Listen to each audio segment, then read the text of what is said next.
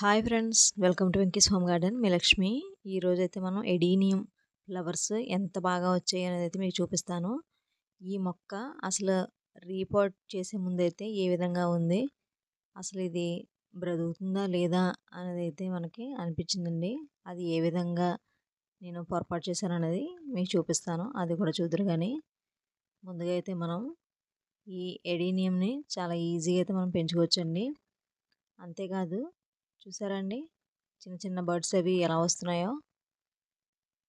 మనకి ఈ మొక్క అయితే మనం రేఖ, ముద్ద రెండు రకాలుగా ఉంటాయండి వీటిల్లోనూ ఎడీనియమ్స్కి. దీన్నే డిజర్ట్ ప్లాంట్ అని కూడా అంటారు, ఎడారి మొక్క అని కూడాను. ఇదిగోండి, చూసారా? ఈ పాటికి మీకు అర్థమై ఉంటుంది వేర్లు ఎలా వచ్చేసాయి అనేది. ఈ మొక్క వేర్లు ఇలా లాగడానికి అయితే చాలా కష్టపడ్డామండి. అసలు మొత్తం కొయ్యాల్సి వచ్చింది. ఎందుకంటే ఈ కుండీ కింద హోల్స్ టైప్ కాకుండా అండి, మొత్తం మనకి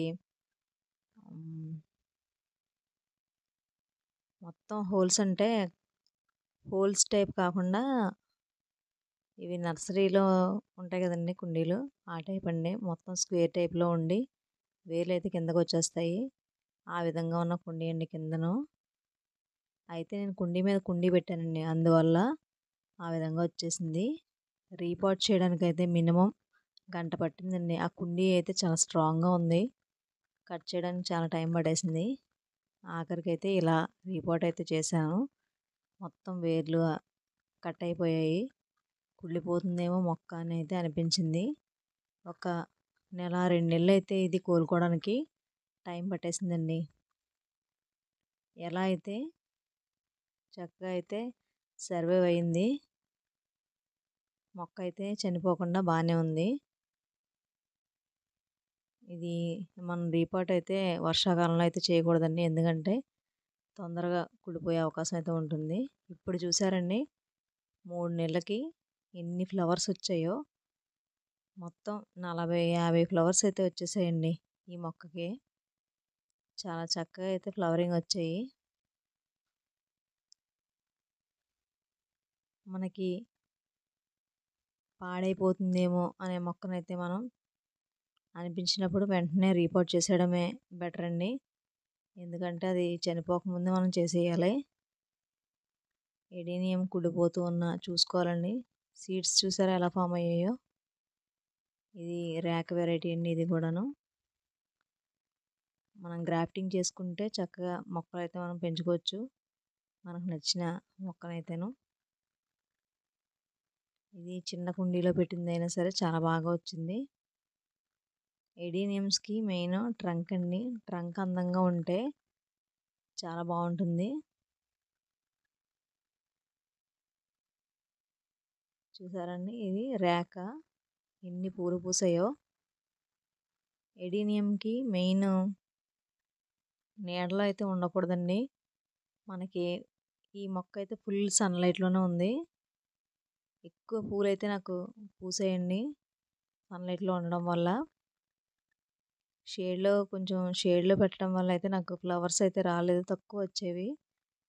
విపరీతంగా అయితే ఇప్పుడు పూస్తున్నాయి ఫుల్ సన్లైట్లో అయితేను.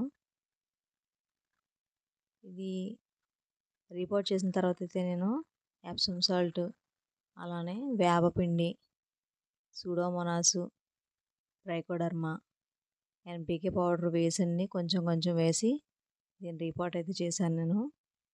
ఇప్పుడు చూసారు కదా ఎంత బాగా అయితే ఫ్లవర్స్ వచ్చాయో.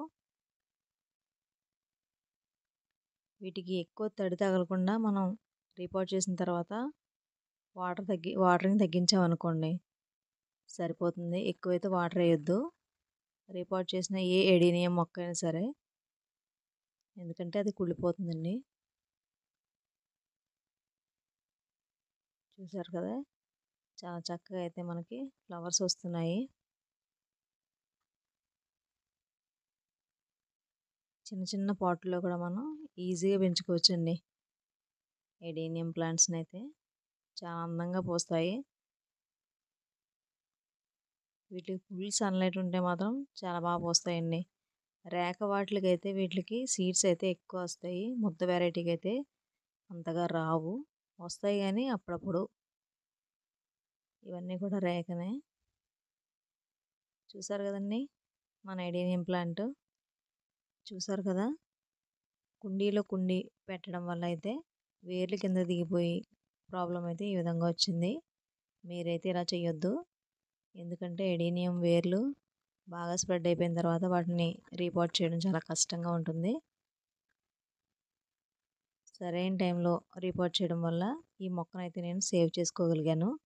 ఇన్ని పూలు అయితే వస్తున్నాయి ఇప్పుడు. చూసారు కదా, ఇదండి మన ఎడీనియం ప్లాంట్ అయితేను.